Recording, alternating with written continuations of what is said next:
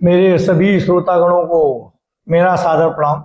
जितने भी लोग यहाँ पर आए हैं या जो मुझे सुन पा रहे हैं, देख पा रहे हैं, उन सबका मैं आभार प्रकट करता हूँ कि उन्होंने मुझे इस लायक समझा, मेरी बातों को इस काबिल समझा कि अपने जीवन में कुछ समय निकालकर हमारे साथ समय व्यतीत करने का मन बनाया। और मैं चाहता हूँ कि उनके इस समय का उन्हें भरपूर लाभ मिले। इसलिए मैं ज्ञान की चर्चा में नित्य प्रतिदिन नए विषयों के साथ आप लोगों के साथ संलिप्त होता हूँ और ईश्वर द्वारा जो ज्ञान मुझे मिला उस ज्ञान को बराबर फैलाने का प्रयास करता हूँ। इसी क्रम में आज हमने एक विषय चुना है, माया। माया एक ऐसा विषय है, ऐसा शब्द है जिसके बारे में हर व्यक्ति जानता तो है लेकिन पूरी तरह से जान नहीं पाता और माया के बंधन से निकल नहीं पाता।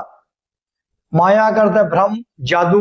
यह परम शक्ति या ब्रह्म की वह शक्ति है जो इंद्रियों को भ्रम में डाल देती है, जिसे वो सत्य समझ लेती है वो सत्य नहीं होता। यानी ये परम शक्ति की वो शक्ति है, परमात्मा की वो शक्ति है या ब्रह्म की वो शक्ति है जो एक ऐसी भ्रम की स्थिति पैदा करती है जिससे इंद्रियों को लगता है कि वो जो देख रहे हैं वो सत्य है, लेकिन वो सत्य होता नहीं, वो असत्य होता है। तो माया का खेल ही ऐसा है। माया के जाल में ऐसा कोई व्यक्ति नहीं है, ऐसा कोई प्राणी नहीं जो इस संसार में जन्मा हो और इस जाल में फंसा ना हो। एक तरफ माया ही वो है तो सब खूबसूरती प्रदान करती है, जीवन में आनंद प्रदान करती है, इस संसार को रंगीला बनाती है। यानी अगर माया ना हो तो कुछ भी नहीं। माया के बिना संसार अधूरा है, माया के बिना संसार में कोई रस नहीं। माया की वजह से संसार में रस आता है और जीने का आनंद मिलता है। और वही माया व्यक्ति को ऐसे बंधन में डाल देती है जिसको जन्म मृत्यु के बंधन से मुक्त नहीं हो पाता। यानी वही माया व्यक्ति को आनंद दिलाती है, वही माया व्यक्ति को बंधन में डालती है। तो फर्क क्या है? अच्छा, माया गलत कैसे हो सकती है? ईश्वर की सृजित रचना है माया। जब ये निश्चित है कि माया के बिना सब खाली है, माया के बिना कुछ अच्छा लगेगा ही नहीं, माया के बिना रस ही नहीं जीवन में, तो माया तो बहुत जरूरी है। फिर सोचने वाली बात है, और माया का निर्माण भी ईश्वर ने किया, उस परम शक्ति ने किया, तो माया गलत तो हो नहीं सकती। जब माया गलत नहीं हो सकती, माया की इतनी बड़ी आवश्यकता है, माया ही जन्नत के बंधन से मुक्त नहीं होने देती, तो फिर कुछ बीच में जो छूट रहा है वो क्या है? हमारा ज्ञान। हमारा ज्ञान है जो बीच में छूट रहा है। जो लोग माया को समझ लेते हैं, सजग रहते हैं, माया को समझ लेते हैं, वो इससे पार पा लेते हैं। माया को समझना जरूरी है। माया को जो समझ लेगा वो इस संसार के बंधनों से मुक्त पा सकता है, वही साधक मुक्त पा सकता है जो सजग रहे और माया को बंधन को समझे। धन कमाना उचित है, धन का उपभोग करना उचित है, लेकिन धन का संचय करना, धन को अपना लक्ष्य बना लेना, यानी माया को जो व्यक्ति अपना लक्ष्य बना लेगा वो माया के बंधन में फंस जाएगा। और जो माया का भोग करेगा उसे बंधन नहीं बनाएगा, वो इससे पार पा सकता है। जो साधक सचेत होता है वो माया का भोग करता है, माया उसका भोग नहीं करती। और जो सचेत नहीं रहता वो माया को अपना उद्देश्य बना लेता है, माया अर्जित करने में लग जाता है। 100 रुपए, 1000 रुपए, लाख, करोड़पति, जो जितना कमा ले, जो जितना धन संचय कर ले, यानी माया को उपभोग तो करो लेकिन उसको अपना लक्ष्य न बनाओ। माया को लक्ष्य बना लेने से व्यक्ति उसके बंधन में आ जाता है। और इस संसार में ज्यादातर लोग ये जानते ही नहीं कि माया से मुक्त कैसे पाई जाए और माया अपने बंधन में फंसा कैसे लेती है।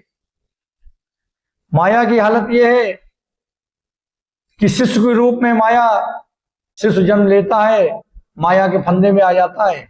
शिशु को माया अपने बंधन में जकड़ लेती है। माया की वजह से ही व्यक्ति कहता है ये मेरा है, कोई कहता है ये पत्नी मेरी है, बच्चा मेरा है, ये धन मेरा, ये घर मेरा, ये सामान मेरा। माया ही है जो उसे मेरा तेरा में लगा देती है।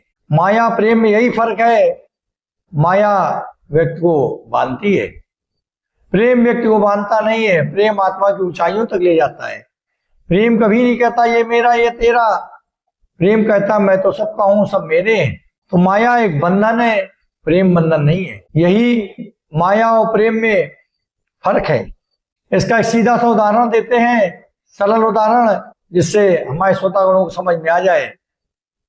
करघा अगर आप देखें तो करघा की जो डोरियां हैं वो माया है, व्यक्ति को अपनी तरफ खींचती रहती हैं, बंधन में बांधने का प्रयास करती हैं।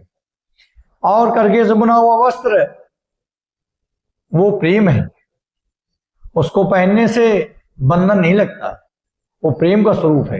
लेकिन करघे की डोरियां माया है जो बांधने का प्रयास करती हैं। तो माया और प्रेम में यही फर्क है। हम सब लोगों को माया रूपी बंधन से सजग रहना चाहिए और माया के बारे में बहुत अच्छे जान लेना चाहिए, क्योंकि संसार में जो जन्मा है वो एक बार उसके मन में जरूर आता है इस सृष्टि को समझने के बारे में, माया को समझने के बारे में, इन समझ सवालों के बारे में विचार जरूर आते हैं, लेकिन वो समझ नहीं पाता, क्योंकि इतनी सरलता से कहीं लिखा नहीं है, इतनी सरलता से कहीं समझाया नहीं गया कि वो समझ पाए।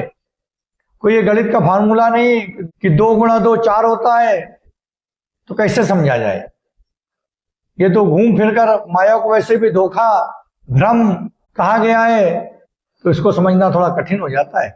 माया और मृत्यु का क्या संबंध है, इस पे प्रकाश डालते हैं। माया जीवन में शिशु के समय से लेकर शिशु के समय मोह के बंधन में बांधती है, और जब कुछ उम्र आगे बढ़ती है तो उसे सुख और दुख दिखाती है, सुख का भ्रम पैदा करती है, सुख और दुख की स्टेज में ले जाती है, और मृत्यु के समय उसको मुक्त नहीं होने देती, क्योंकि हम इस संसार में जो चाहते हैं वही हमको मिलता है।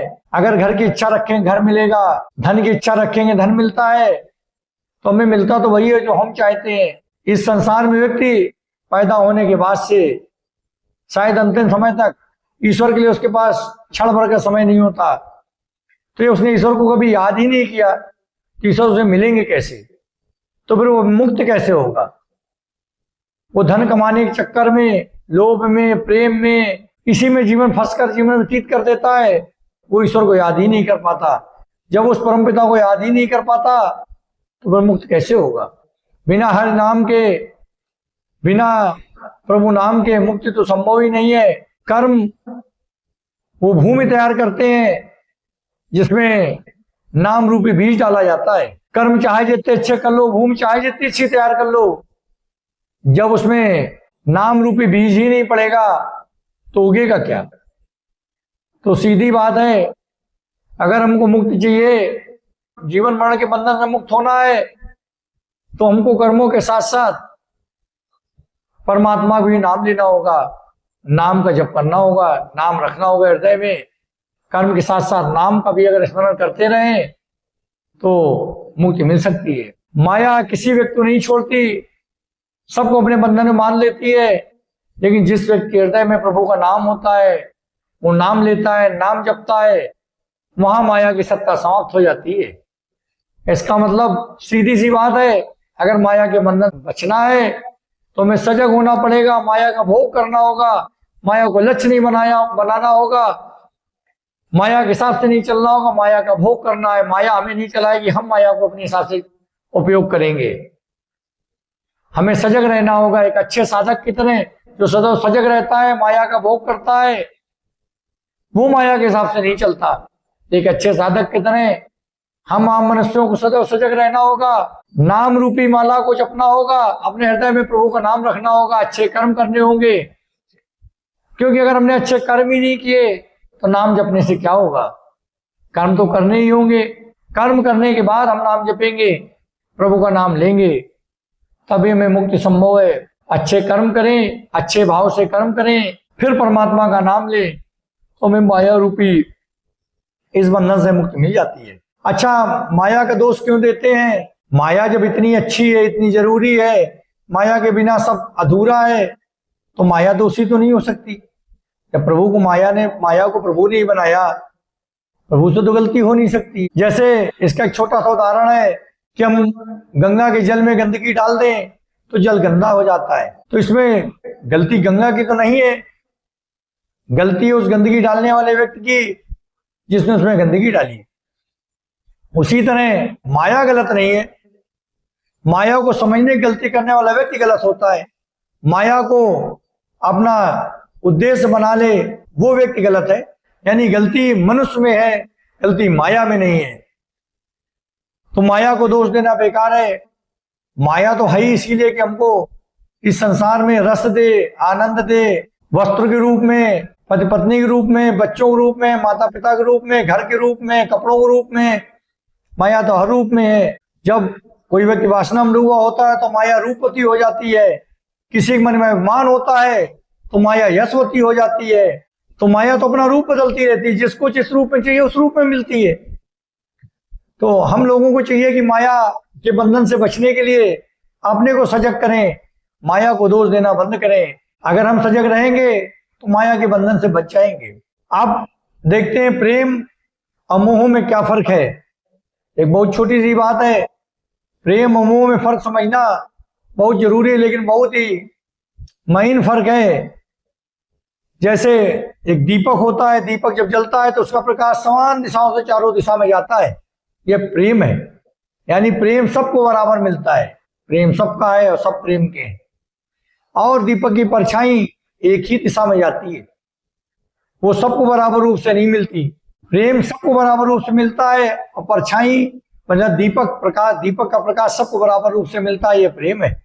और परछाई जो एक ही दिशा में जाती है, यानी ये पक्षपात करती है, ये है मोह। तो हमने माया के विषय में आज काफी विस्तृत चर्चा की। ये भी बताया कि माया एक भ्रम है, माया एक धोखा है, माया के जाल में हम लोग फंस जाते हैं और जन्म मृत्यु के बंधन से मुक्त नहीं हो पाते। लेकिन ये भी बताया कि माया की कोई गलती नहीं है। माया तो ईश्वर की रची हुई रचना है, वो गलत हो ही नहीं सकती।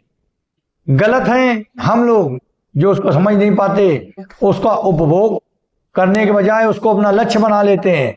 लखपति बनना है, करोड़पति बनना है। माँ समझती बच्चा मेरा है, पत्नी समझती पति मेरा है, व्यापारी समझता है ये धन मेरा है, किसान समझता है वो खेत मेरा है। ये मेरा तेरा का चक्कर, यही माया का जाल है। इस जाल से बाहर निकलना है और माया के भ्रम से दूर होना है। हमें सजग रहना है, एक अच्छे साधक की तरह हमको सजग रहना है और माया के फंदे में नहीं पड़ना। तो हम उम्मीद करते हैं आज हमारे दर्शकों ने माया के विषय में अच्छे से समझा होगा। और ये बहुत ही कठिन विषय है, जिसको हमने बहुत ही संक्षेप में, बहुत ही थोड़े समय में समझाने का प्रयास किया है।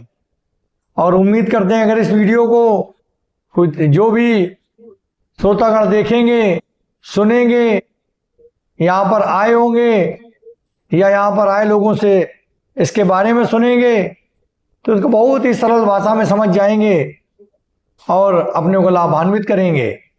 और हमें इस बात से प्रसन्नता होगी कि हमने इस कठिन से कठिन विषय को बहुत ही संक्षेप में समझाया, बताया और अपने गुरु द्वारा किए गए ज्ञान से, गुरु द्वारा दिए गए ज्ञान से यह संभव हो पाया।